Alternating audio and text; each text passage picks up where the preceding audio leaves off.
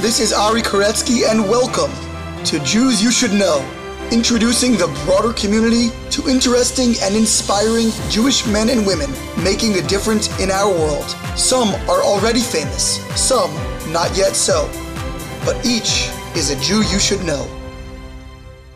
We are here with longtime Senator Joe Lieberman, and we're recording now during the holiday season, which is a busy time for all Jewish people. So thank you very much, Mr. Lieberman, for joining us. How are you today? I'm good, Rabbi. You know, if I told you the whole story, I'd tell you I have a little bug, but why should I tell you the whole story? Baruch Hashem, I'm alive, and we had wonderful Rosh Hashanah with family, so we're looking forward to an important Yom Kippur. Wonderful. Well, we do encourage honesty on this program, so you can tell us you're under the weather, and we'll take you warts and all. That's the truth. There we go. So, Senator, let's start with a little bit of history, just some of the basics. Tell us about where you grew up, what your early life experiences were like, in particular, maybe some of your early Jewish experiences, and what brought you into your early adulthood and, of course, eventually to your illustrious career. Okay, I'll try to do that in less than 4 hours. So I was born in Stamford, Connecticut during the Second World War, so it gives you a sense of my generation. I was born into a family that was Orthodox, was certainly davened at the Orthodox shul. I was probably considered to be one of the more religiously observant families in Stamford at the time. That is at the time. And we spent the first 8 years of my life, my mother and father and I, my sister, and then a second sister was born. But I mentioned the first in the home of my grandmother, my mother's mother. Very important upbringing. She was, in some sense, my link to the old country. She was very pious. She was very warm, great sense of humor. Just a very important force in my life. We used to joke, I joked anyway, that in my family, my mother and father were the trial court. So if you had a problem, you went before the court. However, if they ruled against you, you could appeal it to my grandmother, my Baba. He's the circuit court. Yeah, and at the appellate court, the circuit court, the grandchildren never lost a case. It's a long time ago, but I can see that house on Hawthorne Street in Stamford, Connecticut. I can almost smell the aromas of my grandmother's cooking and my mother's cooking. And it was a very special place to grow up, and Jewish observance was part of it in a very warm, positive way. Your grandmother was an immigrant? My grandmother was an immigrant, but both of my parents were born here, but all four of my grandparents were immigrants. My grandmother and my grandfather, her husband, who I didn't know because he died in an accident very early. In fact, I'm named for him. His name was Joseph. They came from what was then Romania, part of the Austrian Empire, a little town called Stanovic, which was near a big city called Chernobyl. And my father's family, his father was Polish from around Krakow, and his mother was from Belarus, and they met in New York and got married. So 4 immigrant grandparents, both parents born in America. So when I was 8, my mom and dad bought our own house. We moved to it. My grandmother still came and spent at least half a week, and then ultimately the whole week when she sold her house with us. But it was a great upbringing. I mean, in some sense, I say to people, you're young, Rabbi, so there was a great TV show called Happy Days. I remember. With Richie Cunningham, yeah. Anyway, I feel like my upbringing was like that. It was a very multi-ethnic, somewhat multiracial, totally devoid of bias. I mean, we would tease each other about our ethnicity, but everybody really got on extremely well together. And that's the climate in which I grew up. I mean, let me pause because I could go on about my childhood. And that would be wonderful. What would you say, was there maybe one or two or several formative experiences early on for you? It's an interesting question whether there are actual big events. Let's say this. The rabbi of our shul was a man named Joseph H. Ehrenkrantz, of blessed memory. He was very much a modern Orthodox rabbi, a student of Rav Soloveitchik, very involved in the community. And not only did he make religious observance interesting and understandable, but he spoke to us about our obligation to the broader community. So I can't think of a specific event. I can think after my early childhood. I was already at college. It was 1963. I happened to be working as a summer intern for my senator, so I'd already begun to develop interest in public service, obviously. Dr. Martin Luther King's March on Washington was in August of 1963. So I was right there in Washington. And of course, I went and marched. And who do I run into? My rabbi was there with a delegation from my hometown of Stanford, multi-religious, multiracial. I mean, it was just the kind of ethic that he set. It was also consistent with the values that I got from my parents. They were very frum, but they were very open-minded. They were very accepting of people who were different. And they did put a premium on my sisters and me to not only to do mitzvot and behave in a way that brought respect to the Jewish people and to our family, but also to be involved in the life of the community. Though neither of my parents were in politics, they were very active in the Jewish community. My dad particularly followed public events very closely. I mean, he was from that generation that if he didn't read the New York Times on a given day, it would be as if he failed to daven chakras, let's say. So that was a house. Now, if you ask me about specific events, I would say, interestingly, in terms of my life and my career, that the election of President Kennedy in 1960 was a seminal event in my life. Why? Why? Because he was a very appealing candidate. I mean, he was a young man. He was in his early 40s. He brought together what to me seemed like a right combination of strong foreign policy, a progressive domestic policy. There was also a way, which I never really articulated to anybody, but thinking back at it now, I know it was in my mind. I identified with him because he was a Roman Catholic. He was of a minority religion in America, although there were a lot more than Jews, right?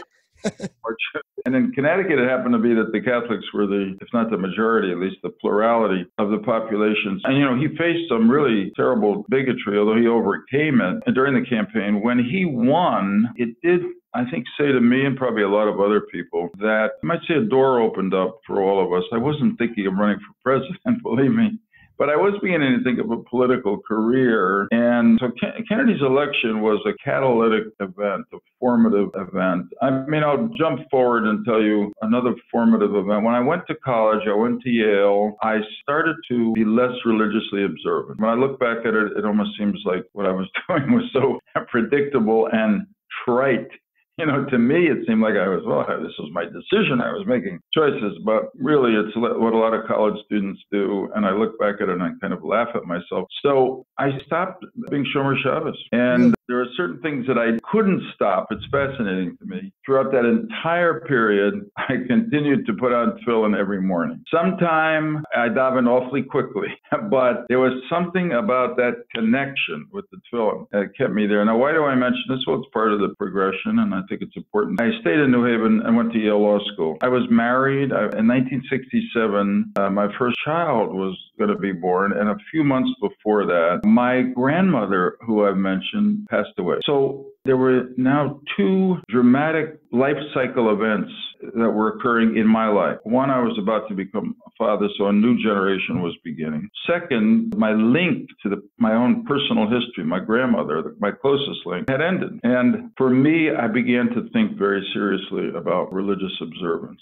And to put it in the most simplistic sense, and sometimes you make big decisions that are really quite simple, although they're profound, which is, am I going to continue to be so observant, but not so observant? I've lost my grandmother. I have a child coming, turned out to be a son. I began to see that metaphor that I bet my rabbi gave me about Judaism as a chain of links. But it's a little bit different, really. Am I going to let the history stop with my grandmother and our family, or am I going to carry it on? And I began to come back to religious observance, to being a Shomer Shabbos, et cetera, et cetera. So those were, that comes to mind, those are somewhat unusual formative events, but both in terms of my public life and my private life, they were very formative. Well, it seems like there's really quite a fusion between the two, in that the values with which you were suffused as a young person and which your rabbi really both preached and practiced. Is it fair to say that those private values ultimately precipitated your public engagement and your desire to get involved in politics? And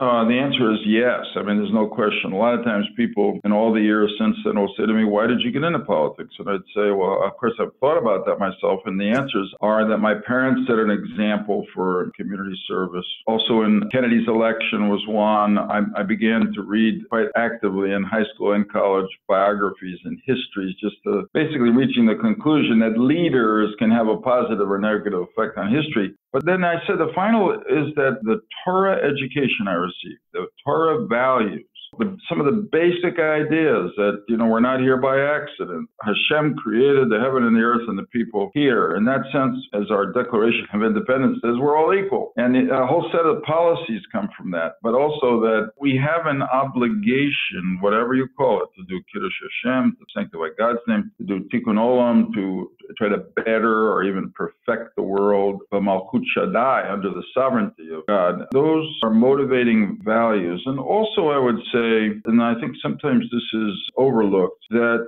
Judaism is a religion of law. We talk a lot about the rule of law in different countries. It makes a country civilized or not. But the whole Jewish narrative of history, begins with the Brit between God and Abraham, the covenant. That in itself is a kind of legal agreement. But really the climatic moment is we have God's fulfillment that he remembered the covenant when the Jewish people were enslaved in Egypt and liberated them from slavery, but not just to sort of live in Egypt or to wander in the desert, although they did for 40 years. It was to go to get their essentially national mission statement, which was the Ten Commandments in the Torah on Mount Sinai. So there's a basic presumption in Judaism that, put it in its sharpest way, freedom is not enough. By our birth, we have a right to be free, but we need law. We need law to protect us from each other, essentially, and to bring out in each of us our better nature. Now, why do I say this? Because I think that set of values that I learned from my religious education had an effect on the way I saw my life in public office as a lawmaker or as a law enforcer during the time I was Attorney General of Connecticut. So, I've been really lucky. I've been very fortunate. I'd even use the term blessed, although Jews don't use it enough. I've been blessed to have the opportunities that I've had to be of service in that way.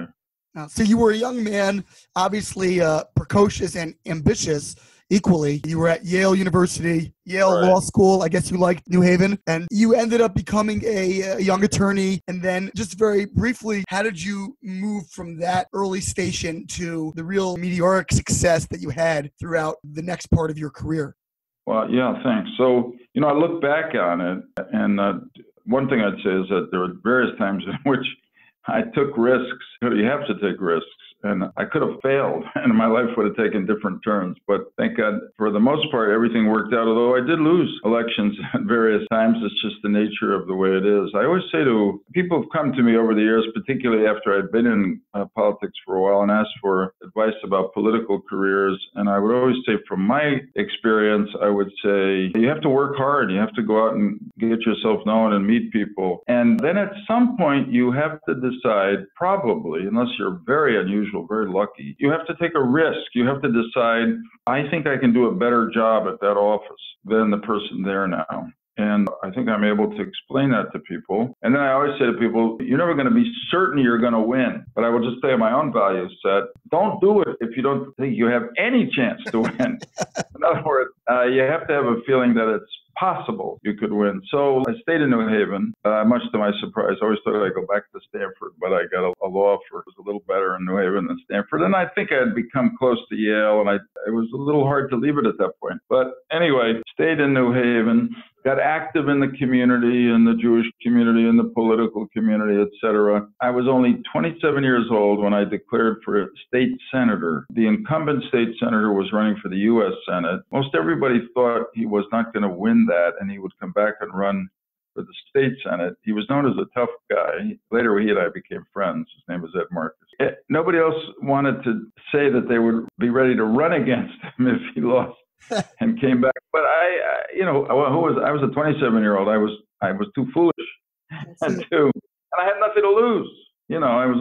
So I stayed in. He did lose the U.S. Senate primary, came back, and we ran against each other, and I won by very little, but I won. So that started my career. I was 10 years in the state Senate, the last 6 as majority leader. I was very close to a woman named Ella Grasso, who became the first woman governor in her own right of an American state. I mean, in her own right, meaning that she didn't succeed her husband or something like that. Unfortunately, she died of cancer in 80, and I always thought that she'd be a candidate for national office if she had lived longer. But I was there for 10 years, the last 6 as Senate Majority Leader. During the 6 years, Ella Grasso was governor. And then my congressman, Bob Jaimo, surprised everybody in 1980, said he wasn't going to run for office again. He was retiring. I never yearned to be a congressman. I was dreaming of being governor and then senator. But, you know, I had this feeling an opportunity comes along. Who knows when another opportunity will come along. These are lessons you can learn in politics that are not always good for you. So I ran and I lost. It was quite an experience. Why did I lose? First off, I did run into the Reagan landslide, but I also didn't run a good campaign. And I learned a lot about that in that campaign. The other thing I learned is about what can be the therapeutic value of a good defeat every now and then. So I was walking around after the election, and people would come up and express their remorse, their sadness. And after a while, I said, you know, they're treating me as if I died. I'm alive. Let's see, by that time I was 37, and I just lost an election. So I'm going to go on, and I did. And it happened that 2 years later, there was an opportunity to run for Attorney General. Again, I took a chance. I declared when the incumbent was still in there. It wasn't clear he was going to run. He ultimately didn't run, and there was a nomination fight at a convention, and I won, and I won the election. I had 6 wonderful years as Attorney General. I loved it. Really, it was a great job. I interviewed Nat Lewin, and he said that you perhaps stood together on some legislation to promote Jewish values. Yeah, that was great. Nat is just a wonderful person, a great lawyer, and he's just done extraordinary things through the law. So I guess I knew Nat, not very well, called me out of the blue. He called me on behalf of COLPA. I always forget what it stands for, but it was an Orthodox Jewish legal rights organization, and said that, you know, they reviewed cases and they interestingly had found a case that was coming to the Supreme Court, brought by the estate of a man who had worked for a department store chain here in Connecticut. That man was Donald Thornton. It's a long time ago, but I remember it. And you see, we had blue laws in Connecticut, not concerning Shabbos, but Sunday. You couldn't run a business on a Sunday. We repealed those laws. They were thought to be antiquated. But in the law, we said that a business has to accommodate the religious beliefs of its employees. And basically, Mr. Thornton and I and Nat felt that Thornton's employer, which was a chain called Caldor, which strangely enough was founded and owned by a family that were members of my show in Stanford, the Circle of Life.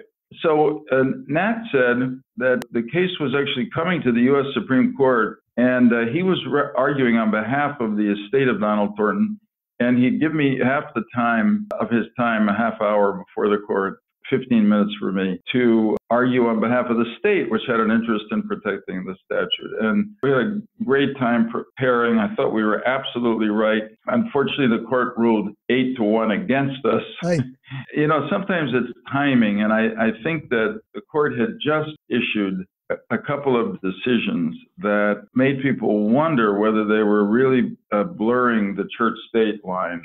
And I think they took this as a case in which they were going to reassure people, no, we were not going to let the law protect religious observance too much. So, but it was a great experience, and it did ultimately lead to other cases that upheld that to the point that Nat and I hope to argue. So you were Attorney General, and then when did a Senate seat possibility?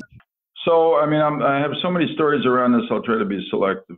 So in my mind, I dreamed of being governor, and then if everything worked out, I'd be a senator. Part of that was, I think, because of the path followed by Senator Abraham Ribicoff, who had been a governor and a senator from Connecticut, a Jewish man. I had worked for him.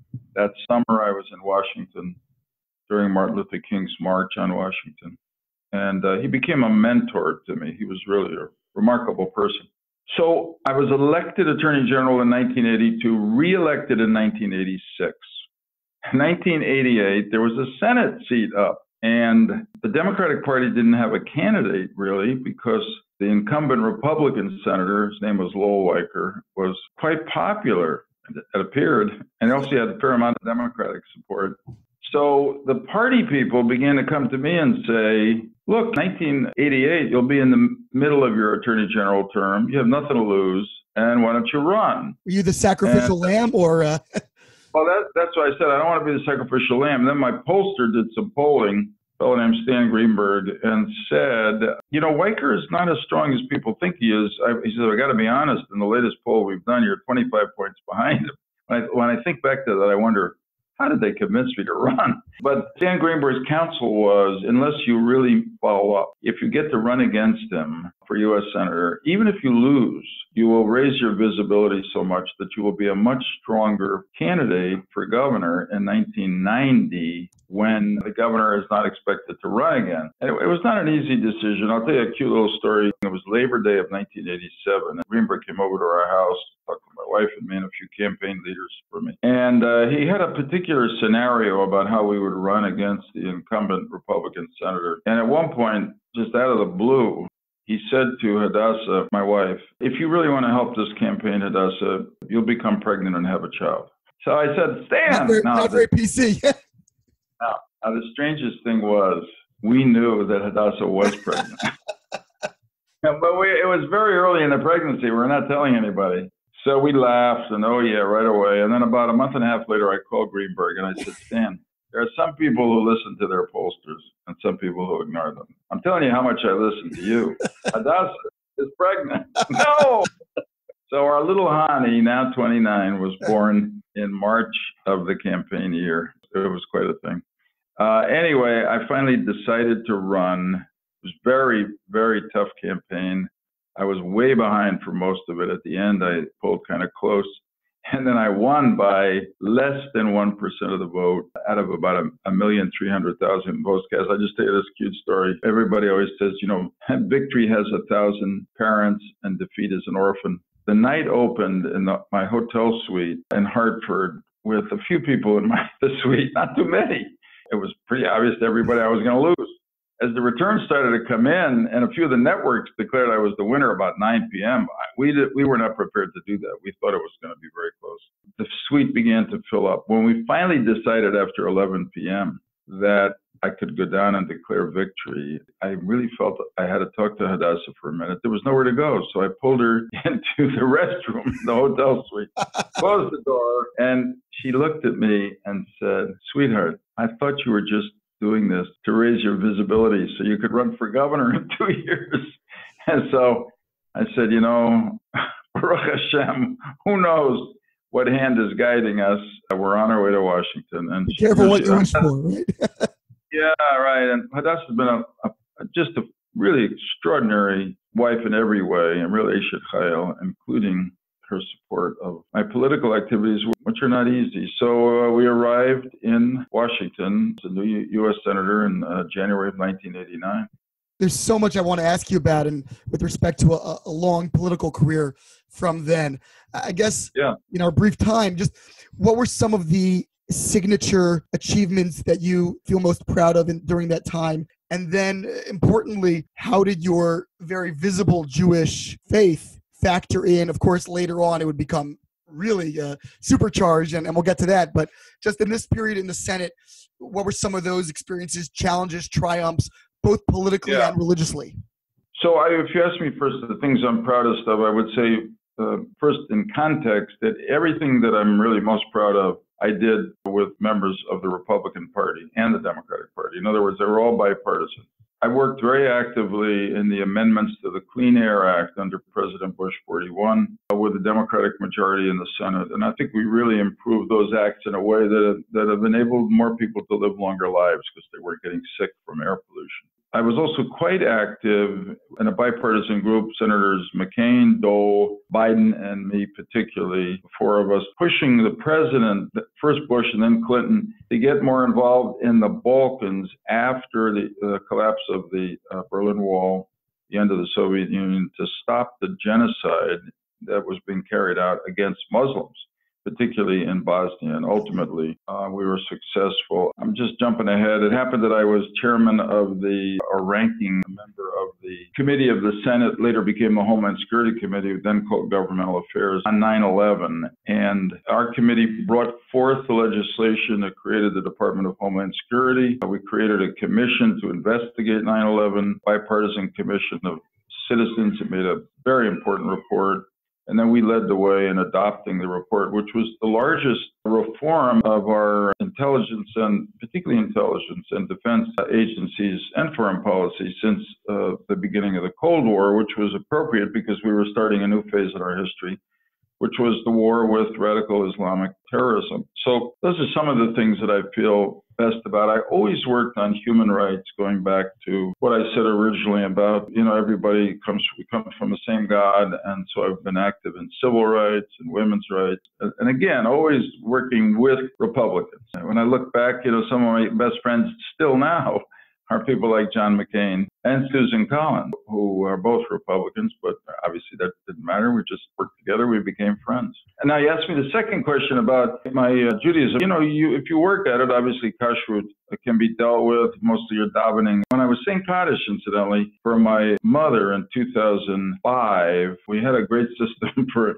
having a minyan in my office for mincha. My secretary, knocked out the message every day, who's coming? Can you come? And then when we got to. But the challenges really were around voting on the Yom Tovim or on, of course, Shabbat. Interesting. Yeah, and really more the Yom Tovim than otherwise. There were probably over my 24 years in the Senate, I never really sat down to count. I would guess 40, 50 times when the Senate voted on Shabbat.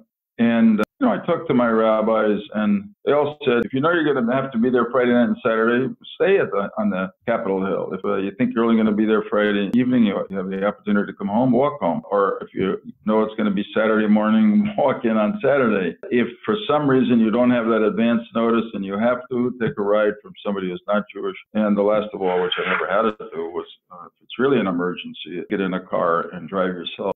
So most of the time, I could see the votes coming, and I would either walk home late at night from the Capitol or walk in Shabbat morning. And ultimately, even though I lived a pretty good ways away, and my legs were in better shape than they are now, although I have 2 metal knees, so I'm sure I could do it again. But just don't go through the metal detectors. No, right. So it all worked out. And as I think has been the case with my observance generally in my political life, it has not put people off. It has actually brought people closer to me or given people a kind of respect that I was consistent about it. Really, going back to when I was a state senator, so there were hardly ever votes in the state senate on Shabbat, but there were testimonial dinners for people who would help me in my last campaign. There were picnics for the local Democratic organizations who helped me in my last campaign. And so at first, people were either puzzled or sometimes angry that I couldn't come. But when I explained to them that it was my Sabbath and I couldn't be involved in politics, I would do everything I could to carry out my public responsibilities, they accepted it and respected it. And really, I'd like to say to young people today, Jewish or not Jewish, that I believe we're living at a time in the history of this country where you will not have to choose between your religious observance and your personal career goals. And that's a great thing to be able to say. And I know it wasn't always so. It wasn't so in my parents' generation and certainly not in my grandparents. As a senator, I know that over the years, your own role evolved and eventually, if I'm correct, you became an independent. In many ways, you may have sort of stood alone at times, apart from your own party. Did you ever analogize that to your Jewish identity, where I think of Abraham as a man standing apart? Politically, do you ever feel like I need to stand up for certain values, even if that means I'm a man standing apart? And did you take inspiration from Judaism in that regard? Well, that's a really interesting question. I will say that in all my years, and I'm not a child anymore, nobody's asked me that question or framed it that way.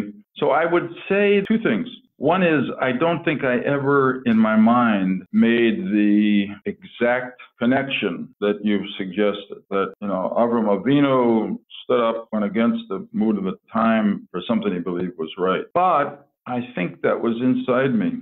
In other words, I think those were the heroic role models, people who, in a way, put values, nation ahead of self-interest or narrow interests. And I think it's part of why Jews disproportionately end up being involved in, for instance, social justice movements. Still true. Justice Ginsburg, Ruth Bader Ginsburg, has been talking publicly about this lately. It's fascinating to hear her. She didn't come from a particularly religious family. She's not particularly religious herself, but she feels that the Jewishness in her expressed itself in a sensitivity to the rights of individuals, particularly those who are being deprived of their rights, and a willingness to take on the fight, which she did, particularly before she went to the Supreme Court on behalf of women. You know, it always is a fascinating question about the effect, maybe somebody's already done this book, but how you link the Jewish ethics in just the way you've said. Stand up, do what's right, you know, work for justice, have mercy, that express themselves so often in Jewish leaders who are not religious. So you can't directly say, he or she got that from their rabbi. I was lucky enough to get it from my rabbi. A lot of others didn't, but somehow, I don't know whether it's in the DNA or what, but it's something to be proud of, and it is part of our Torah legacy, really. As a rabbi, I would suggest that it's in the spiritual DNA of the Jewish soul. Yeah. No, that's a good way to put it. Take me quickly to the vice presidential running, and what was that like? Obviously, that took things to a whole nother level of visibility. What was that about? And then, as well, you've written a book about Shabbat, about observing Shabbat, and the gift of Shabbat, I believe it's called. How did that tie in? Was that precipitated by your vice presidential run? And where did that fit into the whole picture? So the opportunity to run for vice president was way beyond anything I ever dreamed about. I'm a dreamer, you know. I know my name is Joseph, although I'm not sure I always interpret dreams as well as he did. But this was way beyond my dreams.